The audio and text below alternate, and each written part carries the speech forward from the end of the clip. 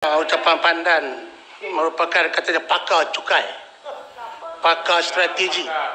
Saya dengar ucapan tu, saya bila pakar ni mesti ada perangkaan. Apa buktinya?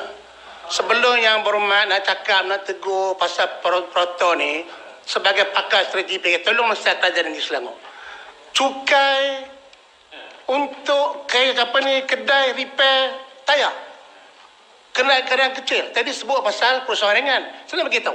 Waktu tu masuk kita merintah, biar memerintah, cukai kita hanya kenakan pada kereta perusahaan ringan, repair tayar, kereta motor, untuk mekanik motor.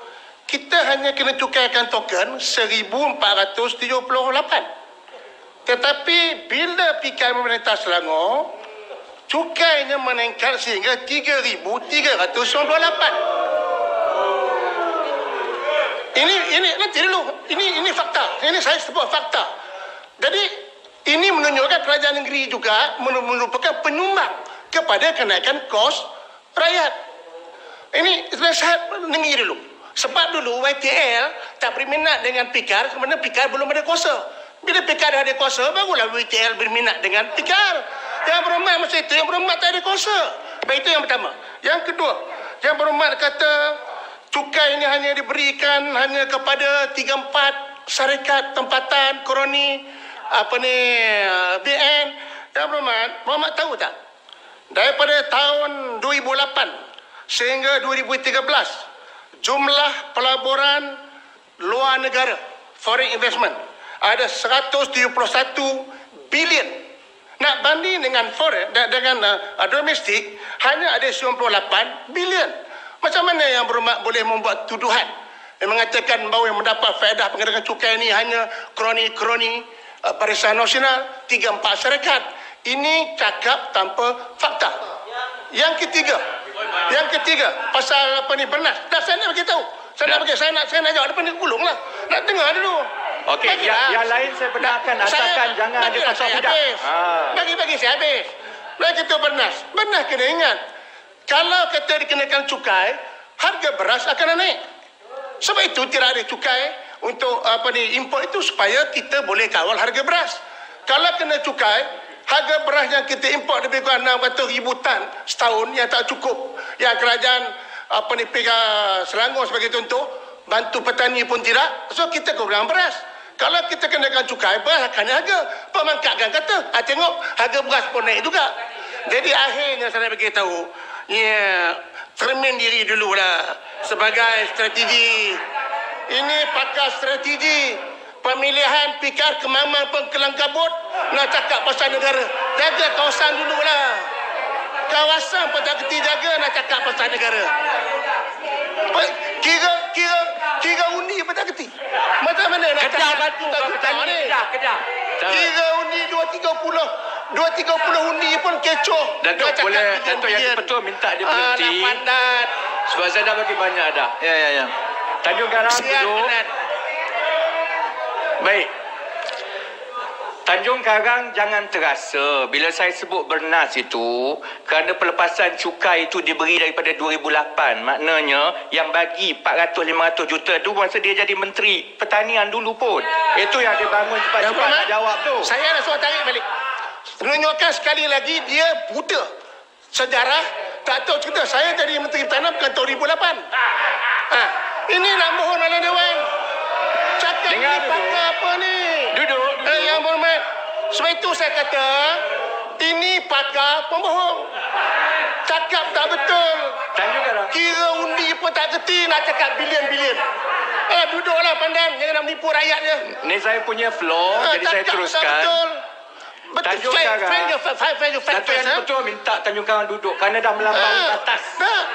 Kalau saya bagi ruang, sila hormat adab dalam Dewan.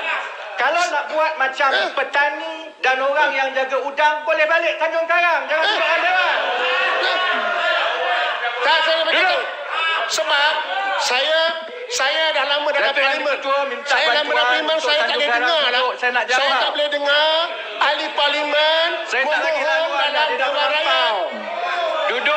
Ya, Tanjung Karang. Ya. Ya. cakap pasal udang. Sebab udanglah saya menang majoriti meningkat tu. Cukuplah Tanjung Karang, cukup. Ya, cukuplah. Ya. Dah cukup. Ya, sila. Baik.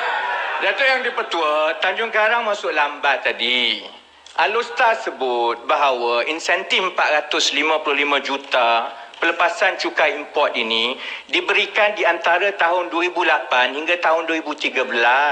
Maknanya dalam tempoh itu dia pernah menjadi Menteri Pertanian. Jadi dia pun terlibat di dalam memberi pelepasan sekali import lagi itu. Memohong Dewan. Waktu Alustar bercakap, saya dah hadir dalam Dewan. Saya dah hadir dalam Dewan. Dia tak faham sekali apa lagi Alustar cakap. memohong Dewan. Janganlah tipu Dewan. Apa ni cakap, tak cakap kamu tengok. Saya dah duduk dalam Dewan. Saya dah masuk lebih dulu. Saya dengar. Tanjung Karang ada masalah pendengaran. Saya dengar daripada Kuala Kangsar cakap, saya dah hadir dalam Dewan. Lepas itu disambung oleh Alustar. Macam mana yang berhormat kata saya tak dengar? Ini satu tuduhan pembohongan. Tarik balik tuduhan yang berhormat. Kata saya tak dengar. Tak peduli yang berhormat. Orang nak bincang pasal penggalakan pelaburan, bukan pasal udang. Tak nak berminat pasal udang. Baik ya. Jadi mengenai yang pertama tadi tentang bernas dan pelepasan cukai. Yang ini Tanjung Karang kata pelepasan cukai diberikan untuk menurunkan harga import, harga beras. Tetapi apabila satu syarikat semata-mata yang mengawalnya, maknanya dia dapat pelepasan cukai, tetapi dia juga boleh mengawal harga beras di pasaran. Sepatutnya kalau lesen ataupun AP, permit untuk mengimport beras itu diberikan kepada beberapa syarikat ataupun seberapa banyak syarikat, barulah ada persaingan dari segi berapa harga yang nak dijual itu, barulah ada makna pelepasan cukai yang diberikan itu akhirnya boleh diterjemahkan kepada harga beras yang lebih rendah. Datuk Yang di-Pertua, saya tidak akan bagi ruang kepada Tanjung Karang kerana dah lama dah. Dia dah lama mana bercakap ini. Dia bercakap pun pasal udang pun, bukan pasal pelaburan. Yang kedua, Last. Ya, tak. Saya nak bagi last. Tanjung Karang menang sebab udang. Jadi saya tak berminat untuk bercakap tentang udang. Betul tak, Kuala Langat? Betul. Tak, last. Saya tak kacau. Duduk. Bagi saya last. Saya tak kacau. Bagi keluar duduklah, tak bagi keluar duduk. Kuala Langat. Ini ya, pandan Tanjung Karang sekejap. Ya, duduk sekejap. Tanjung Karang sekejap. Ya, Tanjung Karang, pandan. Ya, Muhammad Tanjung Karang ingin mencelah. Boleh? Tak boleh. Tak pernah. Sila. Sebab dia dah banyak dah. Saya nak jawab celahan yang ada 3 tadi. Yang kedua, Tanjung Karang menuduh kononnya Kerajaan Pakatan Rakyat sekarang menaikkan cukai dan lesen perniagaan di Selangor sampai 3 kali ganda.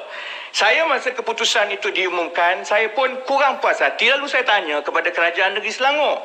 Jawapan Kerajaan Negeri Selangor ialah keputusan itu tidak digubal dan dibuat oleh Kerajaan Pakatan Rakyat, tetapi hanyalah melaksanakan keputusan Kerajaan Warisan Nasional tahun 2007 dahulu. Menaikkan lesen 3 kali ganda itu adalah keputusan yang dibuat oleh Kerajaan Warisan Nasional. Peraturan syarat. Peraturan syarat. Laksanakan polisi Kerajaan Warisan Nasional. Ya, pandan. Yang ketiga, Pandan ada peraturan mesyuarat. Ya. Dewan. Mengelurkan Dewan. Saya nak tegur 2 kali dah. Ni pandang cakap tak ada apa baik. Yang pertama, dia ni mengelurkan Dewan. Saya nak bagi tahu, tak ada kena-menian dengan peraturan peraturan berapa ni? Yang 36. Peraturan mesyuarat mengelurkan Dewan. Mengelurkan Dewan 36. Baik. Saya nak bagi tahu bahawa dia kata tadi bahawa itu cukai daripada Barisan Nasional. Tak betul. Sebab yang ini cukai pada tahun ini sehingga tahun 2012. Masa itu Pakatan dan Pemerintah. Kemudian bila tahun 2014 dia memerintah lagi. Cukai itu dinaikkan lagi. Apa kena mengenai dengan Barisan Nasional? Ini faktanya. Yang kedua, Dia tanya saya, mengapa pernah diberikan monopoli import beras? Itu kena tanya penasihat PKR daripada Pemerintahan PAUH. Waktu dia jadi Menteri Kewangan, dia yang buat kerja ni. Ya. Okey, Pandan. Ya, minta laluan, Pandan. Boleh. Okey. Ini cerita pasal fakta dan auta. Saya nak minta pandangan Pandan. Sebelum tahun 2008, dasar kerangka kenaikan harga lesen itu telah pun dilakukan dan telah dicadangkan, diluluskan dalam Dewan Negeri. Kita boleh buktikan bahawa Barisan Nasional yang menaikkan harga penilaian cukai itu. Apakah Pandan bersetuju untuk Tanjung Karang rujuk balik pada fakta itu? Apa pandangan Pandan? Dahsyat! Terima kasih Kuala Langat, terima kasih Tanjung Karang. Tanjung Karang, lain kali kalau nak masuk bersedia dulu, jangan pakai tembak. Saya ada bukti. Mana Kuala Langat? Mana bukti? Saya sabar Kuala Langat. Kalau menipu saya akan berusul. Berusul boleh menipu Dewan. Janganlah tipu Dewan. Saya ada usul. Saya ada di tangan saya. Datuk Yang di-Pertua. Ada bukti. Ini Kuala Langat. Kuala Langat. Saya minta supaya Tanjung Karang semak dengan bekas Menteri Besar Selangor Datuk Seri K. Toyo yang meluluskan tahun 2007. Okey, saya nak tanya tidak seputih dengan kita. Seputih dulu lain kali. Kesian kinabatangan tak boleh mencelah tu, dia terkejut. Boleh. Tak ada speaker. Tak apa? Baik, saya nak gulung lah. Kalau tidak dia tak habis. Datuk Yang di-Pertua ya. Penipu Dewan, pemohon Dewan, cakap tak ada fakta. Penipu semua. Tadi Tanjung Karang yang terakhir dia soal, dia kata pelepasan cukai ini dapat kepada semua, bukan beberapa syarikat. Itu pun dia masuk lambat, dia tak dengar pembukaan awal saya masa saya membuka ucapan tadi. Hujah saya kepada menteri ialah apabila kerangka penggalakan pelaburan itu ditumpukan kepada capital allowance dengan izin, ditumpukan kepada investment tax allowance contohnya, ditumpukan kepada double deduction contohnya. Hanya syarikat-syarikat yang besar, yang berkemampuan, yang beli mesin-mesin besar yang boleh dapat pelepasan ini. Itu maksud saya. Jadi saya tujukan kepada menteri, bukankah sampai masanya untuk kita alihkan objektif dan juga matlamat penggalakan pelaburan kita itu supaya insentif-insentif ini kalau sebelum ini banyak hanya mampu diperolehi dan dinikmati oleh syarikat-syarikat besar, sekarang ini perlulah kita tumpukan kepada peniaga kecil, kepada industri kecil dan sederhana. Termasuklah contohnya pengusaha-pengusaha udang di Tanjung Karang. Mereka pun perlukan juga insentif pelaburan contohnya. Baik, habislah kat situ saya nak gulung. Sebab itu akhirnya Menteri Dewan Yang Mulia, ada dua perkara yang kita kena dapat penjelasan daripada Menteri. Pertamanya soal pendekatan insentif yang saya sebut tadi. Kerana pendekatan yang ada sekarang ini sudah berumur 30 ke 40 tahun daripada tahun 70-an. Bukankah sampai masanya untuk kita kaji balik supaya fasa ekonomi itu disesuaikan dengan bentuk-bentuk insentif dan pelepasan yang diberikan. Dan yang paling penting yang saya nak tutup ialah sudah tiba juga masanya kerajaan mengira dan mengkaji balik syarikat-syarikat dulu yang besar-besar yang dah jadi bilioner, yang dah pergi ke seluruh dunia ini, berapa sebenarnya pelepasan cukai yang telah dinikmati, berapa yang telah dihantar ke luar negara, berapa sebenarnya dengan hasil insentif yang kerajaan bagi ini yang mereka bina kekayaan peribadi mereka, seperti mana yang kita bangkitkan tentang YTL, Ananda, Genting, Syed Mokhtar dan yang lain-lain. Jadi saya ucapkan terima kasih kepada Datuk Yang di-Pertua atas peluang untuk membahaskan pindaan pada kali ini. Terima kasih.